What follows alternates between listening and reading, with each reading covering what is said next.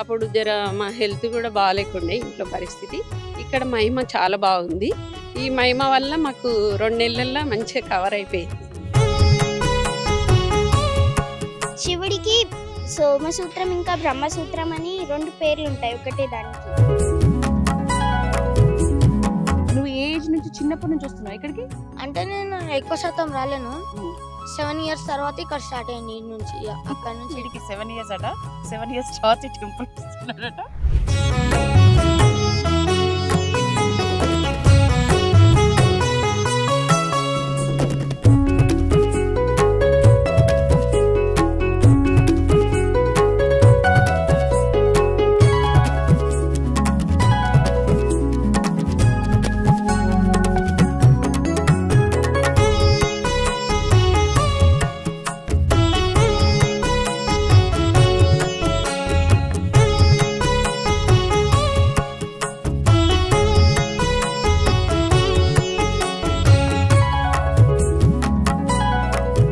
విశ్వేశ్వరాయ నరకార్ణవ తారణాయ కన్నామృతాయ శశిశేఖర తారణాయ కర్పూరకాంతి ధవలాయ జటాదరాయ దారిద్ర దుఃఖ దహనాయ నమ శివాయ. నమస్తే, నేను Yashoda. Welcome to Pallavi TV. ఈరోజు మనం సంగారెడ్డి జిల్లాలోని సదాశివపేట మండలంలోని కరియకంది అనే గ్రామంలో ఉన్న రామలింగేశ్వర స్వామి ఆలయానికి వచ్చాం. ఈ ఆలయం బ్రహ్మసూత్ర శివలింగంతో కూడుకుని ఉంది. 1000 ఏళ్ల చరిత్ర కలిగి ఉంది. ఇంత పురాతన ఆలయం, దీని విశిష్టత, ఈ ఆలయం వెనుక ఉన్న చరిత్ర ఈరోజు తెలుసుకునే ప్రయత్నం చేద్దాం. ఈరోజు మన ఆలయంలో భాగంగా హైదరాబాద్కి అతి తక్కువ దూరంలో ఉన్న ఒక పురాతన ఆలయం, అలాగే బ్రహ్మసూత్ర శివలింగాన్ని దర్శించుకోవడానికి మనం వచ్చాం. రండి.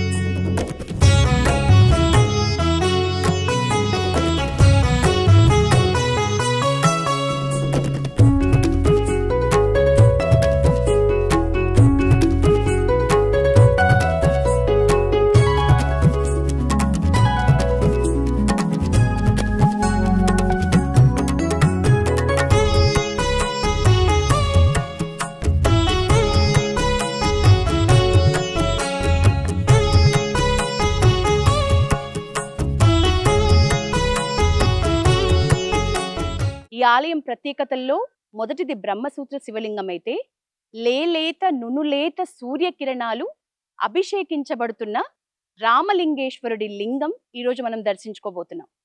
ఇక్కడి ఆలయంలో ప్రధాన 2వ ఆకర్షణ, మొదటిది బ్రహ్మసూత్ర శివలింగం అయితే, రెండవది నునులేత సూర్యకిరణాలు మొదటగా ఇక్కడి లింగాన్ని అభిషేకిస్తాయి. 6 ఋతువుల్లో భూమి గ్రహణాన్ని బట్టి, భూమి సూర్యుని చుట్టూ తిరిగే గమనాన్ని బట్టి ఒక్కో ఋతువులో ఒక్కో రకంగా సూర్యకిరణాలు ఈ శివలింగంపై పడతాయి. సో మొదటగా అభిషేకించేది సూర్యకిరణాలనే చెప్పొచ్చు. పరిమళాలు ఎన్నో, ఈ పరమేశ్వరుడికి నామాలు అన్ని. అయితే మనం ఈ నందికంది రామలింగేశ్వర స్వామి క్షేత్రంలోకి అడుగు పెట్టగానే మొదట మనం ప్రముఖంగా ఒకటి ప్రధాన ఆకర్షణగా చూడాలి. అందులో మొదటిది ఇప్పుడు నేను చెప్పబోతున్నాను. అదేంటంటే ఈ ముఖద్వారం.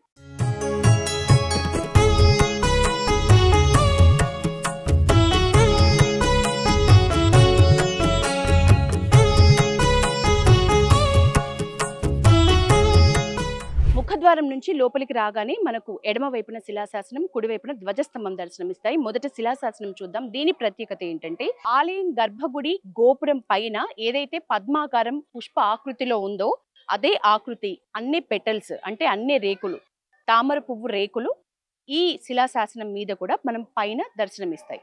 ఇది ఈ ఆలయంలో ఒక అద్భుతం అనే చెప్పాలి. ఎందుకంటే గర్భగుడి పైన ఆర్కిటెక్చర్ ప్రకారం ఏదైతే ఒక ఆకృతి నిర్మించబడిందో అదే ఆకృతి మనకి ఈ శిలాశాసనం మీద దర్శనమిస్తుంది. ఇక ఆలయంలోకి మనం రాగానే గర్భగుడి ఎదురుగా కుడివైపున శిలాశాసనం, ఎడమ వైపున రాతి ధ్వజస్తంభాన్ని మనం చూడొచ్చు. రాతి ధ్వజస్తంభం అంటేనే పురాతన ఆలయాల్లో తప్ప ఇప్పట్లో కనపడే పరిస్థితే లేదు.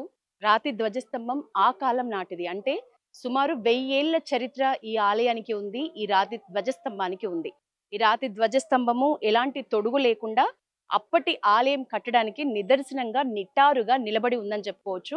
ఎందుకంటే మనం ఇప్పుడు వెళ్ళే ఏ ఆలయాలకైనా బంగారు తొడుగులో, కాపర్ ఇత్తడి తొడుగులో తప్పకుండా దర్శనమిస్తాయి. కొన్ని చోట్ల వెండి తొడుగులు కూడా దర్శనమిస్తాయి. కానీ ఉన్నది ఉన్నట్లుగా అప్పటి కళా వైభవానికి పూర్వకాలంలో ఉండే రాతి ధ్వజస్తంభాలు ఎట్లా ఉండేవో మనకు కొన్ని పాత ఆలయాలకు వెళ్తే తప్ప మనకు రాయితో ఉన్న ధ్వజస్తంభాలు దర్శనమిచ్చే పరిస్థితి లేదు. సో పురాతనమైన రాతి ధ్వజస్తంభం మనము ఆలయంలోని స్వయంభూ రామలింగేశ్వర స్వామిని లింగాన్ని దర్శించుకోవటానికి ముందు తప్పకుండా ఇక్కడికి వచ్చిన భక్తులు ధ్వజస్తంభానికి మొక్కి గర్భగుడిలోకి వెళ్తారు.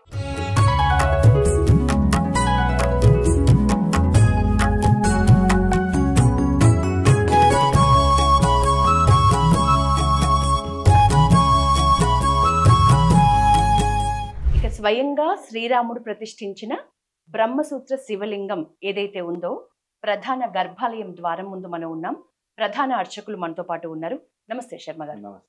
గురుగారు, ఇక్కడ మామూలుగా ఏ రోజుల్లో ఎక్కువగా భక్తుల రష్ ఉంటుంది, ముఖ్యంగా రోజువారీ స్వామివారికి చేసే కైంకర్యాల గురించి? శివరాత్రి రోజు చాలా పబ్లిక్ వస్తారు. రోజు సోమవారం చాలా వస్తారు. నిత్యం అంటే ప్రతి పండుగలకి నిత్యం పొద్దున అభిషేకం అవుతుంది.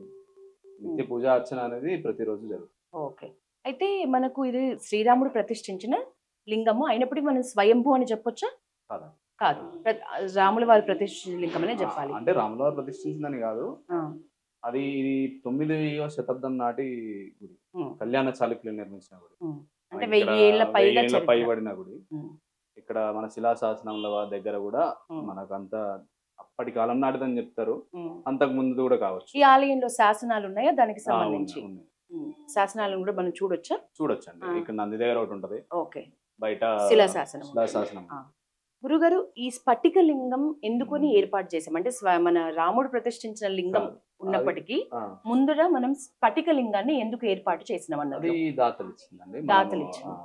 ఎవరైనా ఇలా చేసే వాళ్ళు ఉంటే వాళ్ళు ఇచ్చింది ఏర్పాటు. నిత్యం దానికి కూడా పూజ చేస్తాం. ఓకే, ఈ మామూలుగా ఔరంగజేబుల కాలంలో చాలా ధ్వంసం చేయబడ్డ ఆలయం అని మనకు చరిత్ర ప్రకారం ఉంది, పురాణాల ప్రకారం. అంత ధ్వంసం చేయబడ్డ తర్వాత నిజానికి దీని గుర్తింపు, దీని ప్రచారం అనుకున్నంత స్థాయిలో లేదు. ఎందుకని? ప్రచారం అనేది లోకల్ ఉన్న వాళ్ళు చాలా మంది. ఇప్పుడు యూట్యూబ్, ఇన్స్టాగ్రామ్ వచ్చిన వాళ్ళు సోషల్ మీడియా ద్వారా తెలుసుకునే చాలా మంది వస్తున్నారు. ప్రస్తుతం పర్వాలేదు. ఓకే, ఆలయం కట్టడము కళ్యాణి చాళుక్యుల కాలంలో, కానీ మనము అక్కడ కళా తోరణం ఇప్పుడు ప్రవేశ ద్వారం చూస్తే అది కాకతీయుల రాజుల కాలం నాటి కట్టడాలతో పోలిచ్చి ఉంది. నిజమేనా? మనకి ఇక్కడ ఉన్న దాని ప్రకారం అయితే చాళుక్య వాళ్ళే ఆ పీరియడ్ ఉన్నట్టే ఉంది. మనం కరెక్ట్ గా చెప్పలేము. ఓకే, ఋతువుల ప్రకారము మన సూర్యకిరణాలు ఇప్పటికీ ఉంటాయా? మనం చూడగలమా? ఇప్పుడు ఏదన్నా ఒక మంత్ పడుతుందండి, కొంచెం అది టిల్ట్ అయింది. ఓకే, ఏదో ఒక మంత్ అంటే particular March in mid March or May in between. Okay, ఏ ఋతువులో అన్నట్లు? హేమంత ఋతువులో. ఓకే, ఈ ఆలయంలో ఎక్కువగా బ్రహ్మ ముహూర్తంలో పూజలు చేస్తారు అని విన్నా నేను. ఇది మొత్తానికైతే బ్రహ్మసూత్ర శివలింగానికి బ్రహ్మ ముహూర్తంలో పూజలు ఎక్కువ జరుగుతూ ఉంటాయి. శివరాత్రి, ముఖ్యంగా కార్తీక మాసం ఇట్లాంటి రోజుల్లో భక్తులు ఎక్కువగా వస్తారు. మిగతా రోజుల్లో తెలంగాణ, కర్ణాటక, మన హైదరాబాద్ నుంచి ఎక్కువగా ఇక్కడికి భక్తులు ఈ రామలింగేశ్వరుని దర్శించుకోవడానికి వస్తున్నారని చెప్తున్నారు. సాటర్డే, సండే కూడా భక్తులు, ఈ గ్రామ ప్రజలు, చుట్టుపక్కల వాళ్ళు, మొక్కులు ఉన్న వాళ్ళు, దర్శించుకోవాలని అనుకునే వాళ్ళు ఇక్కడికి వస్తూ ఉంటారు. చివరిగా ఒక ప్రశ్న, టెంపుల్ టైమింగ్స్ 12 వరకు ఉంటుంది. ఈవినింగ్ 6 కల్లా. ఓకే, అంటే ఇప్పుడు 12 కి క్లోజ్ చేస్తే మళ్ళీ ఈవినింగ్ 6 కి తెరుస్తారు. 6 to ఉంటుంది, 8 వరకు. రాత్రి భజన కార్యక్రమాలు అవన్నీ మార్నింగ్ 5 గంటల నుంచి 5, 6, 5. ఓకే, అది మొత్తానికైతే 6 గంటల నుంచి 12 గంటల వరకు, ఉదయం 6 గంటల నుంచి మధ్యాహ్నం 12 గంటల వరకు భక్తులు రావచ్చు. ఆ తర్వాత మాత్రం ఆలయాన్ని మూసివేస్తారు. ఆ తర్వాత ఈవినింగ్ 6 to నైట్ 9 వరకు భజన కార్యక్రమాలను బట్టి, అవి ముగింపు దశను బట్టి జరుగుతూ ఉంటాయి కైంకర్యాలు, ఇక్కడి పూజలు అని చెప్తున్నారు ప్రధాన అర్చకులు శర్మ గారు.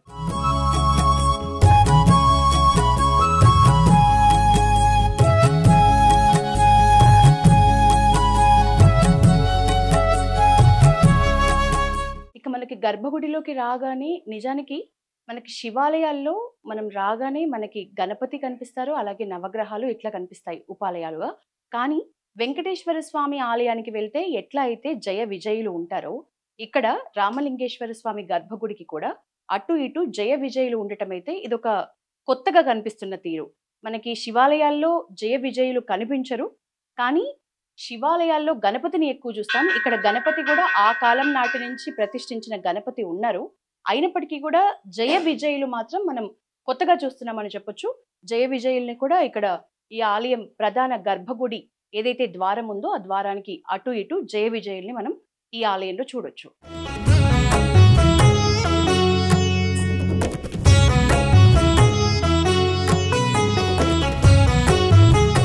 ఈ ఆలయ క్షేత్రంలో మనకు వెంకటేశ్వర స్వామి ఉపాలయం ఉన్నందుకు మనం ఇందాక అనుకున్నాం హరిహర క్షేత్రంగా కూడా ఈ రామలింగేశ్వరుని పిలవచ్చు అని. అలాగే రామలింగేశ్వరుడు కొలువై ఉన్న ప్రధాన గర్భగుడి పైన మనం గమనిస్తే అటువైపున బ్రహ్మ కనిపిస్తున్నారు, మధ్యలో శివుడు ఉన్నారు, ఇటువైపున విష్ణుమూర్తి ఉన్నారు. అంటే త్రిమూర్తులు వెలిసిన, త్రిమూర్తులు కనిపించే ఒక దేవాలయంగా కూడా నంది కందిలోని రామలింగేశ్వరుని చెప్పొచ్చు. త్రిమూర్తులని ప్రధాన ద్వారంపై చూసినప్పుడు అంటే మనం త్రిమూర్తుల్ని ఈ ఆలయంలో దర్శించుకున్న అనుభూతి పొందొచ్చు. అలాగే హరిహర క్షేత్రానికి వచ్చిన అనుభూతిని కూడా వెంకటేశ్వర స్వామి ఉపాలయాన్ని దర్శించుకున్నప్పుడు ఆ అనుభూతి కూడా మనకు కలుగుతుంది.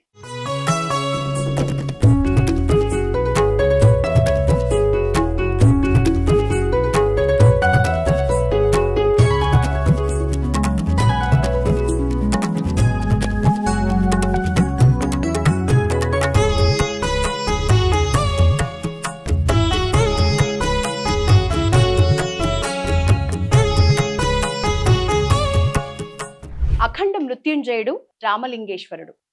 ఈ స్వామి నెలకొని ఉన్న ఈ గర్భాలయం ముందు 4 స్తంభాలు ఉన్నాయి. ఆ స్తంభాల మీద శిల్పి చెక్కిన తీరుకు, ఈ శిల్ప ఆకృతికి, శిల్ప కళా వైభవానికి అయితే నిజంగా చెయ్యెత్తి నమస్కరించాలి. ఎందుకంటే మనం చూడొచ్చు ఒక్కొక్క చెక్కిన తీరు చిన్న విగ్రహం. అంటే ఇదే నల్లరాతి విగ్రహాలు, మొత్తం నల్లరాతి స్తంభాలే ఇవన్నీ. నల్లరాతితోటి నిర్మించబడిన స్తంభాలన్నింటి మీద కూడా రకరకాల శిల్పాలు డీటెయిలింగ్ గా, ఇంత క్లియర్ గా స్పష్టంగా మనకు అర్థమయ్యే తీరులో ఇక్కడ చిన్న విగ్రహం అంతే డీటెయిలింగ్ గా ఉంది, పెద్ద పెద్దవి కూడా అంతే డీటెయిలింగ్ గా ఉన్నాయి.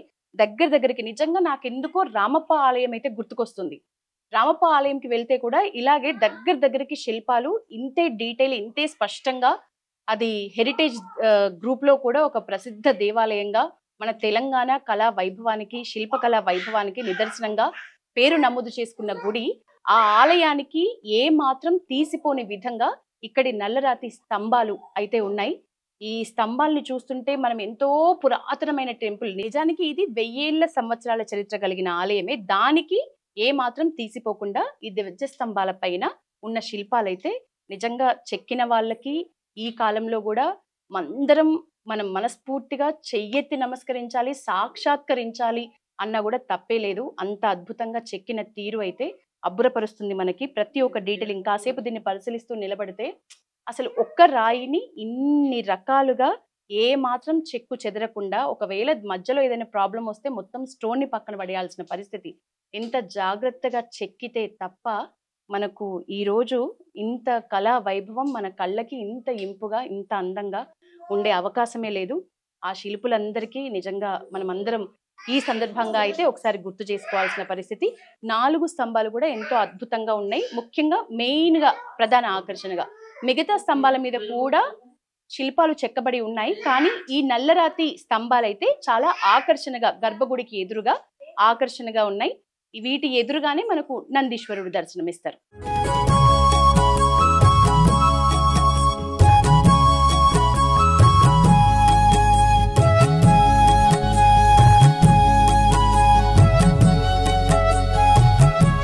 కరియకందిగా పిలువబడే ఈ గ్రామానికి నందికంది అని పేరు రావడానికి ప్రధాన కారణం ఉన్న ఒకే ఒక్క కారణం ఈ నందీశ్వర స్వామి. ఈ నందీశ్వరుడి వల్లే ఈ కరియకంది కాస్త ఈ గ్రామం నందికంది అయింది. ఎందుకంటే ఔరంగజేబు ఆ కాలంలో సైనికుల్ని ఈ ఆలయం మీదకి దండయాత్రకు దాడికి పంపించినప్పుడు ఆ సైనికులు ఎవరైతే వచ్చారో వాళ్ళు ఈ ఆలయాన్ని ధ్వంసం చేసే క్రమంలో ఈ నంది యొక్క ఆ కుడివైపు ఉన్న కాలు మీద పెద్ద దెబ్బ వేసినప్పుడు వెంటనే నంది గాండ్రిస్తే ఎట్లయితే ఒక పెద్ద శబ్దం వస్తుందో ఆ శబ్దము ఊరంతా వినిపించేలాగా వచ్చింది. ఆ అరుపుకి చెవులు గల్లుమని, చెవులు అసలు వినపడని స్టేజ్కి వెళ్ళిపోయి భయపడి ఈ సైనికులు ఏదైతే దాడికి వచ్చారో వాళ్ళంతా పారిపోయిన పరిస్థితి. అప్పటి నుంచే ఈ కరియకంది గ్రామానికి నందికంది అని ఈ నందీశ్వరుడి వల్ల ఈ పేరు వచ్చింది. అయితే ఈ ఆలయం కాపాడబడబడ్డ ఈ మాత్రం మనకి ఇన్ని తరాలుగా దర్శించుకోవటానికి ఆ స్వామివారు ఉన్నారు అన్న ఏకైక కారణం ఈ నందీశ్వరుడే అని చెప్పాలి. ఎందుకంటే ఈ నందీశ్వరుడి మీద దెబ్బ వేసినప్పుడే, కాలు మీద దెబ్బ వేసినప్పుడే అంత పెద్ద శబ్దం, అంటే ఊర్లు దాటి పాకే అంత పెద్ద శబ్దం వచ్చింది. ఆ శబ్దం చూసి ఊర్లో గ్రామస్తులతో పాటు దాడి చేయడానికి వచ్చిన సైనికులు కూడా భయపడి పారిపోయిన పరిస్థితి. అయితే దానికి నిదర్శనంగా మనం ఈ నందీశ్వరుడి కుడి కాలును కూడా ధ్వంసం చేయబడి అది బాగా దెబ్బతిన్న పరిస్థితిలో మనం ఉండడం కూడా ఇప్పటికీ నిదర్శనంగా, దానికి సాక్ష్యంగా నిలుస్తోంది. సో ఈ నందీశ్వరుడి పుణ్యమా అని ఈరోజు ఇన్ని తరాలుగా, అంటే దాదాపు 1000 ఏళ్ల చరిత్ర ఉన్న ఈ ఆలయాన్ని తరతరాలుగా దర్శించుకుంటూ తరాలన్నీ వెళ్ళిపోతూ ఉన్నాయని చెప్పుకోవచ్చు.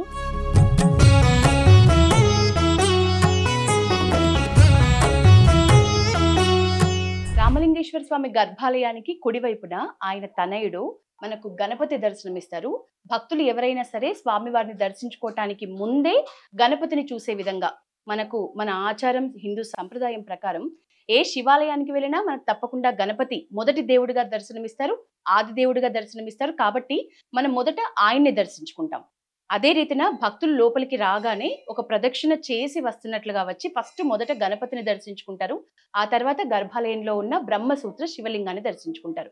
అయితే ఈ గణపతికి సంబంధించి మరొక ప్రత్యేకత ఏంటంటే ఈ ఆలయంలో ఏదైతే ఔరంగజేబ్ కాలం నాటి ధ్వంసం చేయబడ్డ నంది ఏదైతే ఉందో ఆ నంది స్ట్రెయిట్ గా శివుణ్ణి చూస్తున్నట్లుగా కాకుండా కొంచెం క్రాస్ గా గణపతిని చూస్తున్నట్లుగా, అంటే స్వామివారి తనయుడైన గణపతికి కూడా తానే కాపలాదారుగా, ద్వార పాలకుడిగా ఉన్నాను అని గాంభీర్యంగా చూస్తున్నట్లుగా మనకు నంది కనిపిస్తాడు ఇక్కడ.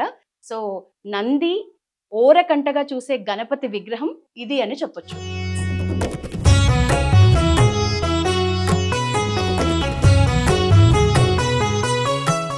గర్భాలయంలో రామలింగేశ్వరిని దర్శించుకుని మనం బయటికి రాగానే కుడివైపున పార్వతీ అమ్మవారికి ఒక ప్రత్యేక ఉపాలయం ఉంది. ఆ అమ్మవారిని కూడా దర్శించుకుందాం. నిజంగా పార్వతీ అమ్మవారికి ప్రత్యేక ఉపాలయం, అలాగే ఉపాలయాల్లో భాగంగా వెంకటేశ్వర స్వామికి కూడా ప్రత్యేక ఉపాలయం ఈ క్షేత్రంలో ఉన్నాయి.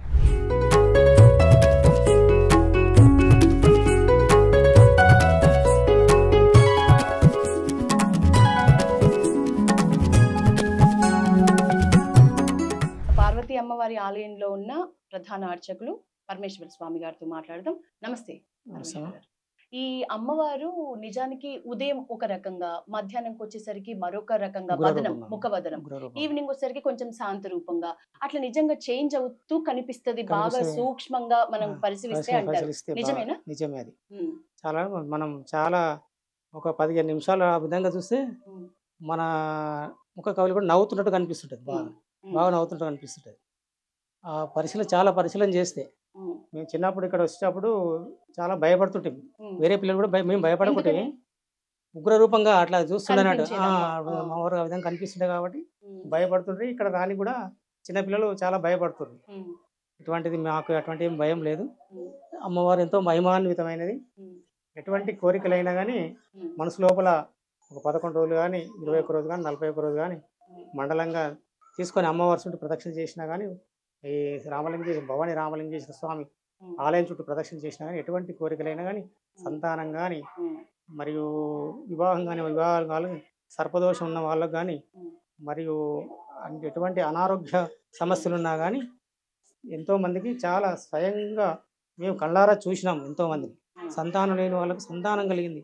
స్వయంగా వాళ్ళు చెప్పారు మా దగ్గరకు వచ్చి, అమ్మవారి దయ వల్లనే మాకు సంతానం కలిగింది. అమ్మవారికే చెల్లించే మొక్కులు అని అంటే ఏం చెప్పొచ్చు? ఓడిబియ్యం సమర్పణ ఉంటుంది ముఖ్యంగా. ఓడిబియ్యం సమర్పణ ఉంటుంది. పిల్లలు కానీ తొట్టెలు కట్టిపోతారు, కట్టిపోతారు. మరియు ఓడిబియ్య సమర్పణ ఇక్కడ ఉత్సవాలప్పుడు కుంకుమార్చన మహావైభవంగా జరుగుతాయి. ఈ చైత్రశుద్ధ దశమి రోజు, ఫస్ట్ రోజు కుంకుమార్చన జరుగుతాయి. నెక్స్ట్ రోజు కళ్యాణ మహోత్సవం, పార్వతి రామలింగేశ్వర స్వామి కళ్యాణ మహోత్సవం ఇక్కడనే ఈ మంటపం లోపలనే ఇక్కడ మహావైభవంగా వేలాది మంది భక్తజనులందరూ వేంచేసి ఆ పార్వతి రామలింగేశ్వర స్వామికి కృపకు పాత్రలో అయి ధన్యులు అవుతుంటారు. స్వామి గారు, ఇప్పుడు ఈ కళ్యాణ మండపం ఎప్పటి నుంచి ఏర్పాటు చేయబడింది? ఇక్కడ కళ్యాణ మండపం కాకముందు కూడా టెంట్ వేసి ఇక్కడ చేసేవాళ్ళము. మొన్ననే ఒక 4-5 సంవత్సరాలు అయింది, 5 సంవత్సరాలు అవుతుంది కళ్యాణ మండపం కట్టిరా. మండపం మీదనే కళ్యాణం జరుగుతుంది. భక్తుల సౌకర్యార్థం కూడా దాన్ని ఉపయోగిస్తున్నారా? భక్తుల సౌకర్యార్థం కూడా ఫంక్షన్ కు ఇచ్చేస్తున్నాం. అది చాలా మహిమార్థమే. మహామృత్యుంజయ లింగం ఇక్కడ కూడా మహామృత్యుంజయ లింగమే, బ్రహ్మసూత్ర లింగం. ఇది కూడా అమ్మవారు కూడా చాలా పవర్ఫుల్, ఎటువంటి కోరికలైనా కానీ నెరవేరుతాయి.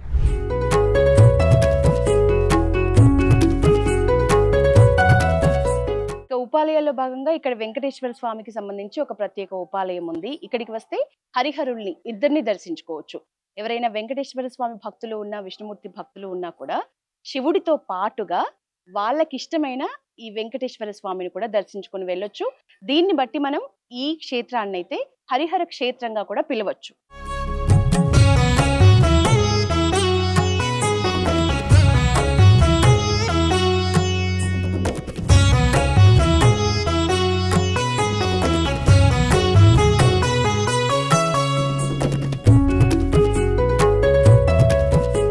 ఈ ఆలయం లోపలికి వచ్చే భక్తులు గర్భాలయం కిక్కిరిసిపోయి ఉంటే గనక, ఎవరైనా హరేబరే ఉంటే వెంటనే వెళ్లాల్సిన పరిస్థితి ఉంటే ఇక్కడ ఉన్న ఈ శివలింగాన్ని దర్శించుకొని ఈక్వల్ టు గర్భాలయంలో ఉన్న లింగాన్ని దర్శించుకున్నంత అనుభూతితో వెళ్తారు. ఎందుకంటే ఈ లింగం పైన కూడా ప్రత్యేకమైన గీతలు ఉన్నాయి. దీన్ని కూడా ఇక్కడి భక్తులు, ఇక్కడి అర్చకులు బ్రహ్మసూత్ర శివలింగంగానే పరిగణించబడుతున్నారు.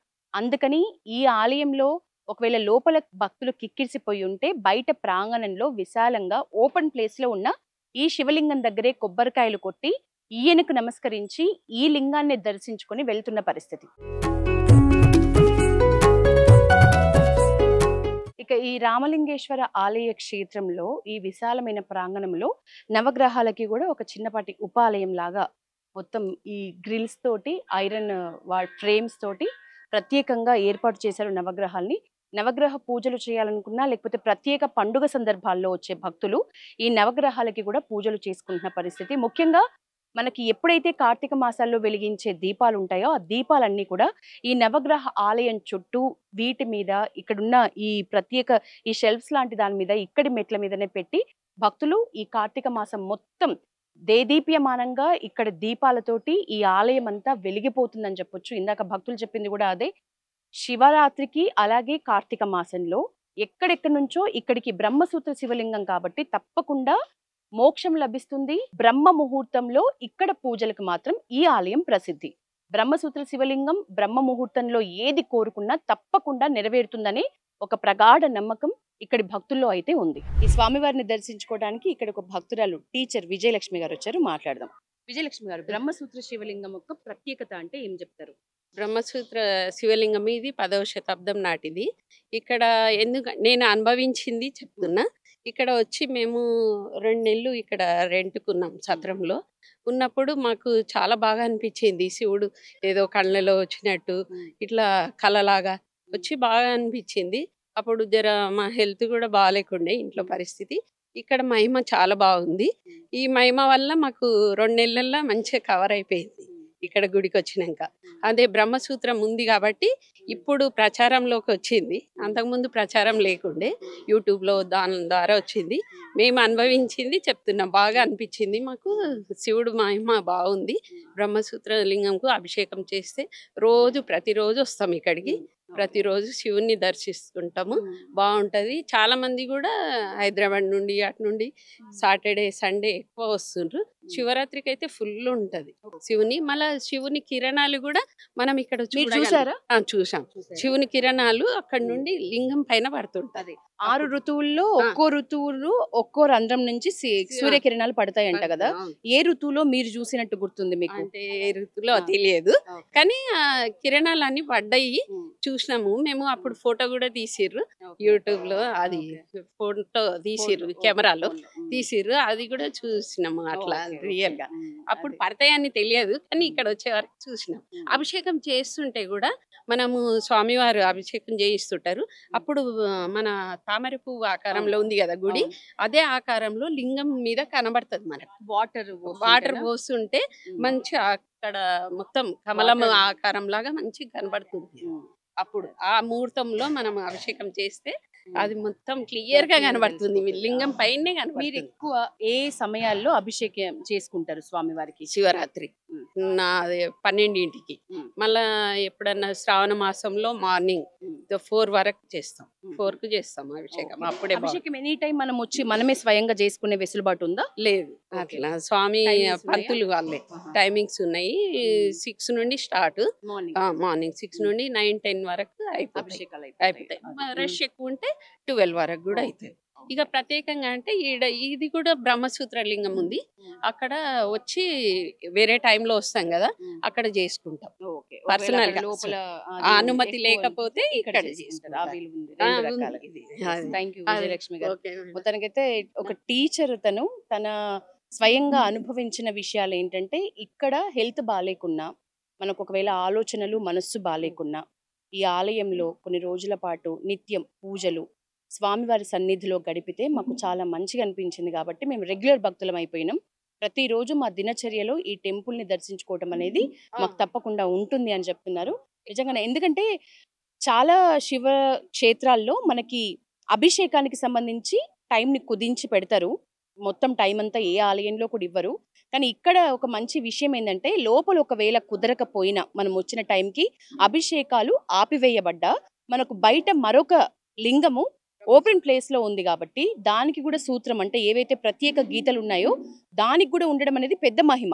సో లోపల శివలింగానికి, గర్భగుడిలో ఉన్న శివలింగానికి మనము అభిషేకిస్తే ఏ స్థాయిలో పుణ్యం దక్కుతుందో మనకు అంతే స్థాయిలో పుణ్యం గాని మోక్షం గాని బయట లింగానికి చేసినా కూడా దక్కుతుందనే విషయమే ఇక్కడి భక్తులు చెప్తున్నారు. నీ పేరు? నా పేరు శ్రీకృతి.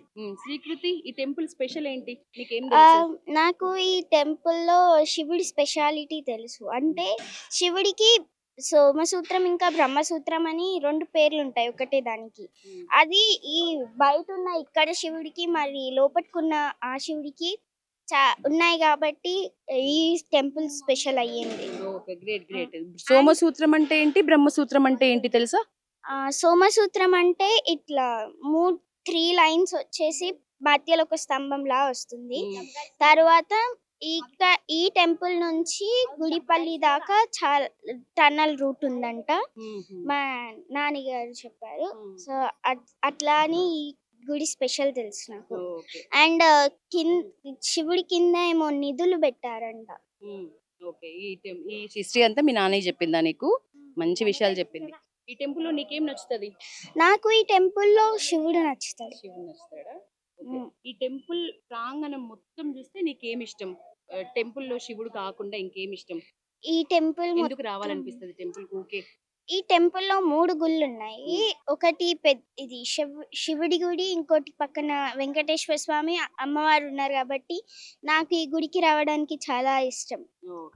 నువ్వు ఒక్కదానివి వచ్చావా? నేను మా నాని వచ్చాను ఇక్కడికి. నాని కూడా వచ్చిందా? బ్రహ్మసూత్ర శివలింగం, సోమసూత్ర శివలింగం, శివుడు, 3 పేర్లు ఉన్నాయంట ఈ శివుడికి. కొత్త విషయం చెప్పింది ఈ అమ్మాయి. నిజానికి ఆలయంలో మంచి చిన్న లేగద్దు కూడా ఉంది. దాంతో పాటు చిన్నపాటి భక్తులు ఉన్నారు. మనకి ఎప్పుడు వెళ్ళినా భక్తులు మామూలుగా పెద్ద పెద్ద వాళ్ళతో మాట్లాడిస్తాం. ఇక్కడ చిన్న గ్యాంగ్ ఉంది. ఎక్కడి నుంచి వచ్చిండ్రు మీరు? మేము ఈ ఊరు నందికంది. మేము యాక్చువల్లీ తెల్లాపూర్ లో ఉంటాము. మా అమ్మమ్మ వాళ్ళ ఇంటికని వచ్చేసాం ఇక్కడ. తెల్లాపూర్ ఎక్కడ? తెల్లాపూర్ ఇక్కడ మదీనాగూడ దగ్గర. అక్కడ నుంచి ఇక్కడికి వచ్చాము. నిన్న రాత్రి రక్షాబంధం అని వచ్చి ఇక ఎంజాయ్ చేసుకుంటూ ఉన్నాం. తర్వాత ఈ సండే అని గుడికి వచ్చాం. గుడికి వస్తుంటే ఈ గుడి ఈ రోజు భజన అవుతుంది, మంచిగా ఉంటది అని ఉన్నాం. కాదు, ఈ టెంపుల్ కి రష్ ఎక్కువ ఎప్పుడు వస్తారు? Sunday Saturday. సండే వస్తారా? సండే వస్తారు. సండే సాయంత్రమే ఎక్కువ వస్తారు. సాయంత్రం ఏమేమి ఉంటాయి స్పెషల్? స్పెషల్ అంటే ఇక భజన ఉంటది. ఏం భజన చేస్తారు చెప్పు?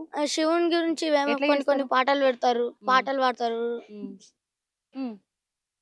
నీకేమిష్టం ఈ టెంపుల్ మొత్తంలో? ఏం నచ్చుతుంది బాగా?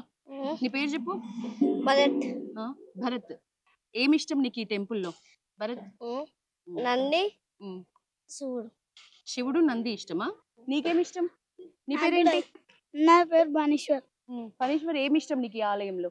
నాకు వినాయకుడు,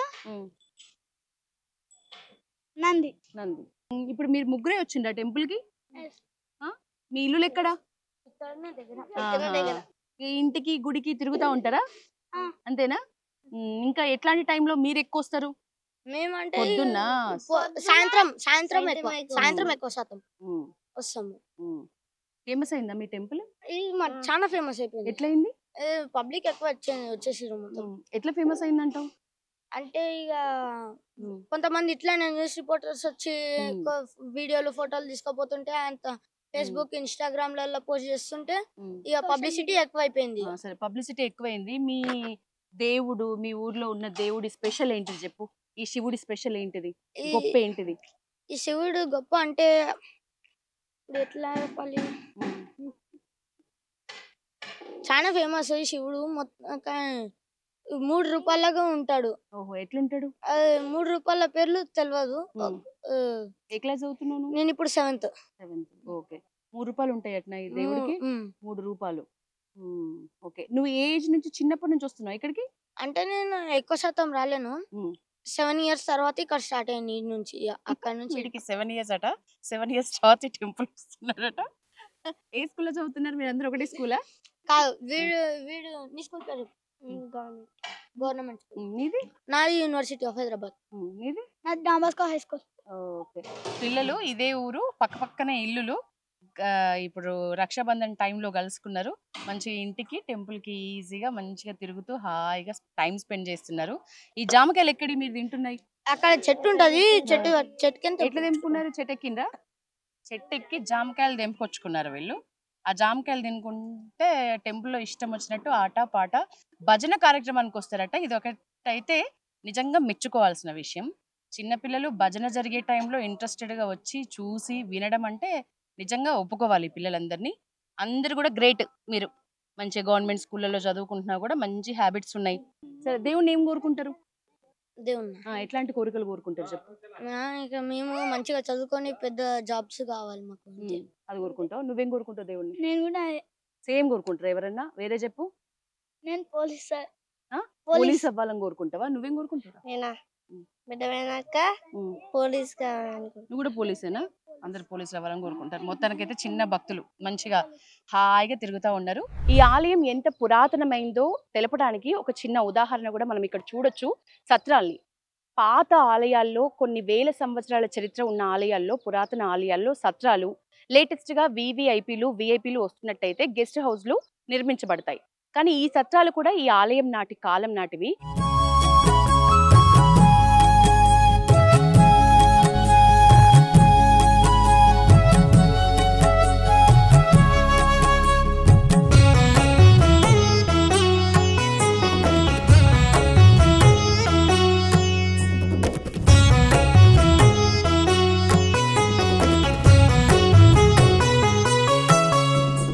ఈ ఆలయ ప్రాంగణంలో కళ్యాణి చాళుక్యుల కాలంలో జరిగిన యుద్ధంలో వీరమరణం పొందిన రాజవీరుల స్మారక చిహ్నాలుగా, స్మారక శిలా ఫలకాలుగా కొన్ని వరుసగా ఏర్పాటు చేయబడ్డాయి.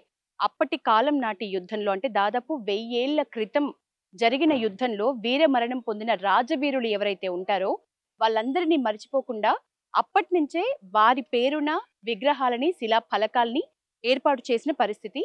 అవి దాదాపు మాక్సిమం శిథిలం కాబడ్డాయి. కొంచెం కొంచెంగా పాక్షికంగా శిథిలావస్థలోనే ఉన్నాయి. కానీ అయినప్పటికీ కూడా వారి గుర్తులుగా మాత్రం ఈ ఆలయ ప్రాంగణంలో వాళ్ళకంటూ ఒక ప్రత్యేక ప్రాంగణాన్ని ఏర్పాటు చేసి వాటి మీద మొత్తం వరుసగా ఆ రాజవీరుల స్మారక శిలా ఫలకాలు ఏర్పాటు చేశారు. ఈ ఆలయ క్షేత్రంలో మనకి కళ్యాణం చేసుకోవడానికి, స్వామివారి కళ్యాణ కార్యక్రమాలు జరపడానికి, పండుగ సమయంలో పెద్ద పెద్ద శుభ కార్యాలు జరపడానికి ఒక ప్రత్యేకంగా కళ్యాణ మండపాన్ని ఏర్పాటు చేశారు. దాన్ని కూడా భారీ స్థాయిలో మనం చూడొచ్చు.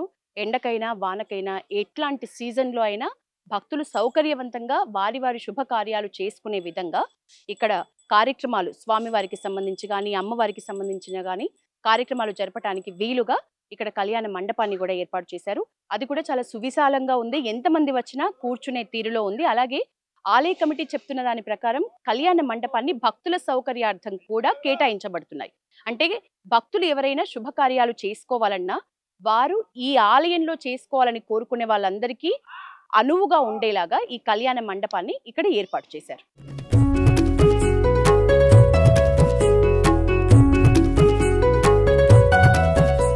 త్రేతాయుగంలో స్వయంగా రాముడు ప్రతిష్ఠించిన రామలింగేశ్వర స్వామి ఆలయం ఇది. ముఖ్యంగా ఈ స్వామివారిని దర్శించుకుంటే కర్మబంధ విముక్తులం అవుతామని ఇక్కడి ప్రజలు, రాష్ట్ర వ్యాప్తంగా వస్తున్న భక్తులు నమ్ముతున్నారు. ఎవరైతే కర్మబంధాల నుంచి విముక్తులు అవ్వాలి అనుకుంటున్నారో వాళ్ళు ఖచ్చితంగా ఈ ఆలయాన్ని దర్శించుకోవాలి. ఇంకా చెప్పాలంటే ఈ ఆలయంలో బ్రహ్మ ముహూర్తంలో వచ్చి ఈ ఆలయంలో ఉన్న శివలింగాన్ని అభిషేకిస్తే తప్పకుండా మనం కోరిన కోరికలు నెరవేరుతాయి. ఇప్పటివరకు చాలా మందికి నెరవేరినాయి అని ఇక్కడి ఆలయ ప్రధాన అర్చకులు చెప్పిన పరిస్థితి. మొత్తంగా హైదరాబాద్కి అతి దగ్గరలో ఉన్న ఒక పురాతన స్వయంగా రాముడి చేత ప్రతిష్ఠించబడిన రామలింగేశ్వర స్వామి ఆలయం ఈరోజు మనం చూసాం. మన తెలంగాణ రాష్ట్రంలోనే ఉన్న బ్రహ్మసూత్ర శివలింగాల్లో ఒక అతి గొప్ప శివలింగాన్ని దర్శించుకున్నాం. సో ఇది ఇవాల్టి ఆలయం. కళ్యాణ్, కిరణ్తో యశోద, పల్లవి టీవీ.